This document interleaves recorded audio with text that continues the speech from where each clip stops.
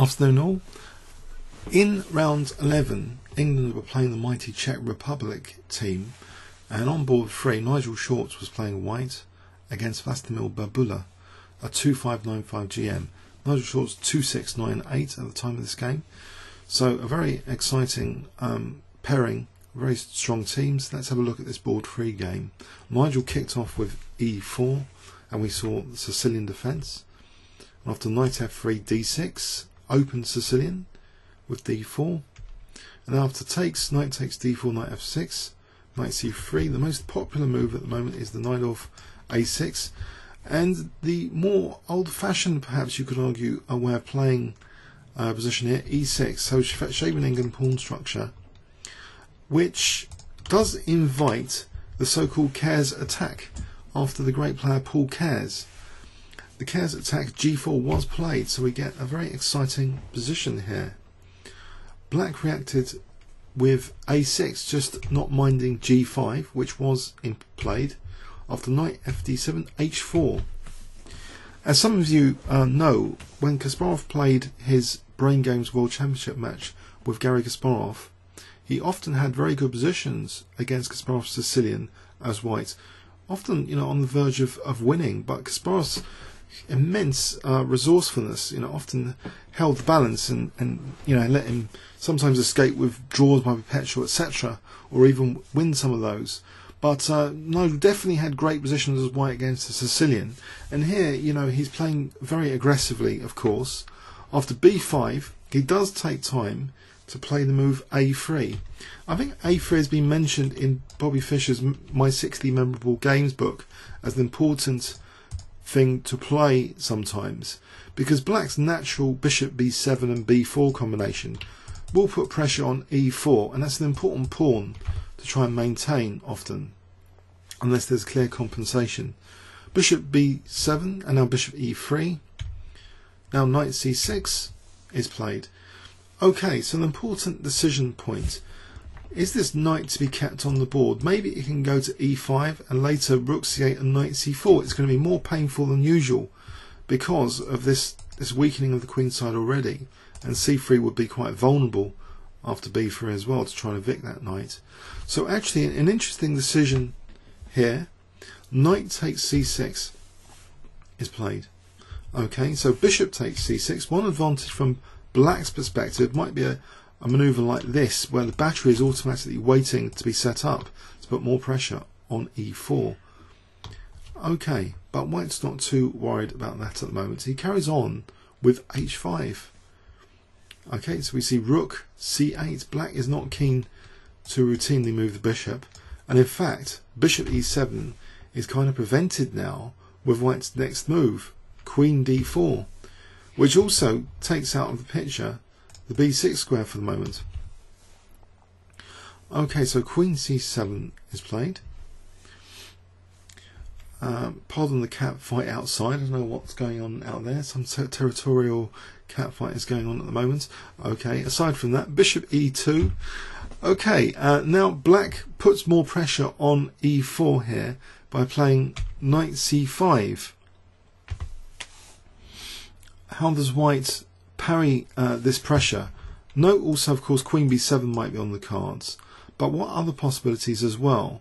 Maybe just e5, and because the queen shouldn't really be protecting e4 here, so e5 is threatening to win actually the e pawn, and it would be far too dangerous to try and move the queen. D5, queen b4, that would be ridiculous. So white has to do something about e4 here, it would seem. Nigel plays f3, and we still get e5 played anyway, so black's compromising a bit the d5 square. Queen goes back, and of course now black can play bishop e7 without dropping g7. White simply castles queenside here, even though black does seem to have formidable pressure, it seems, potentially on the queen side, and you might think either the b4 break or even knight a4 might be dangerous at some point. Okay, black castles, and then we see an immediate g6, and this is really opening the way on this diagonal and opening these lines. Its basic access paths along this diagonal, g and h file, d5 square as well, Okay, black plays knight e6. Now king b1, getting the king a little bit out of the firing line of this c file. And maybe, you know, a move like rook c1 is possible later. Rook fd8, as though d5 will be quite liberating at some point. But also, of course, you know, maybe freeing up the bishop now as well. Knight d5. And black reacts by giving up the light squared bishop. Okay, he seals the d5 square. After knight c5, the black king's drawn out a bit with g takes, king takes. But can black survive this?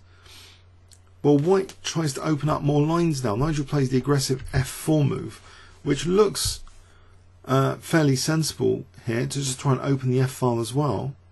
Bishop f6, trying to keep it tight. King safety. After f takes, bishop takes e5.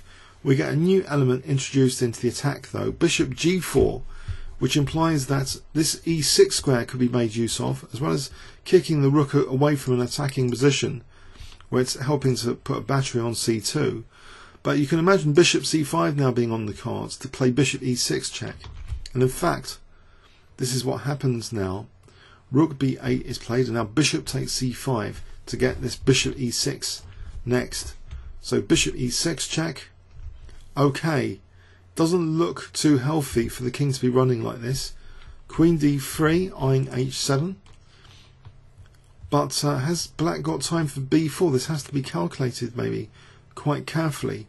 Black played king e7. Let's have a quick look here. What happens if b4? Because there is a focal point of the rook and bishop on b2. So could black have played b4 here?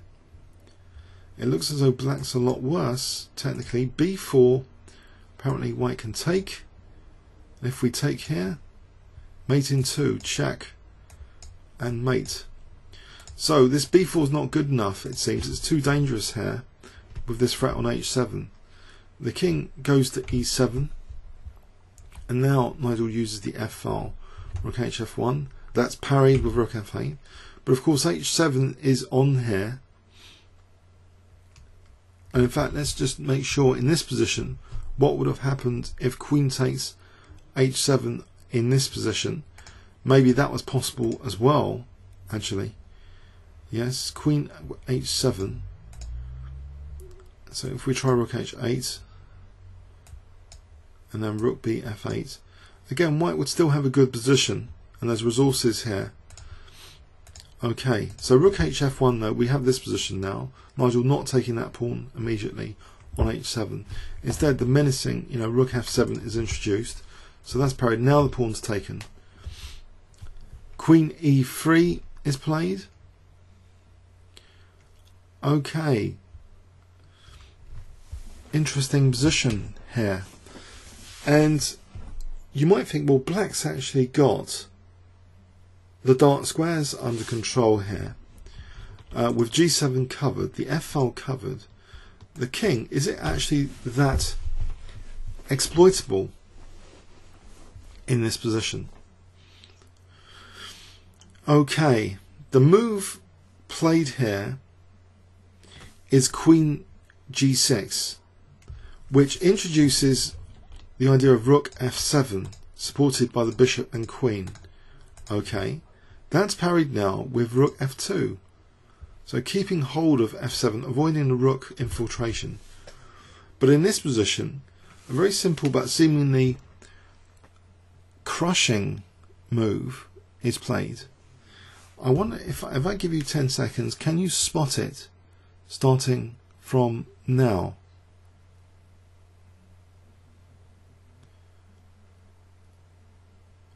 Okay.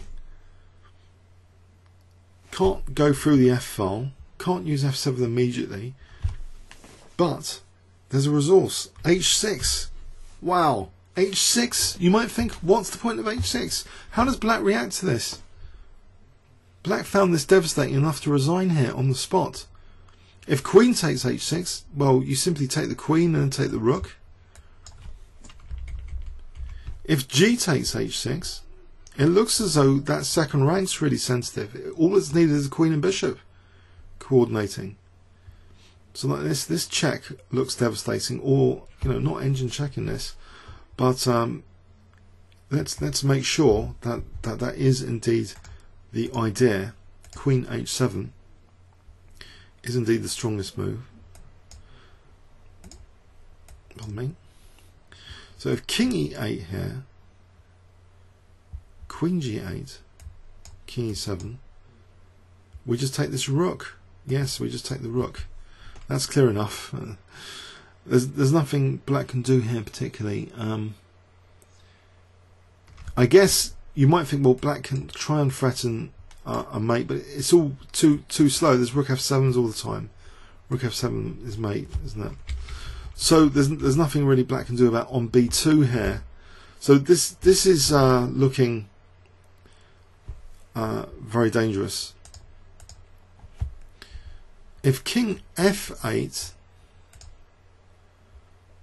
mate in 22 here, so we can just go back in and just win the rook more simply. We don't have to look at the mate in 22 particularly, but just taking the rook is good enough. So that h6, but okay, you might ask, well, hold on, can black not play the natural rook f8 here just to put more pressure on the f file?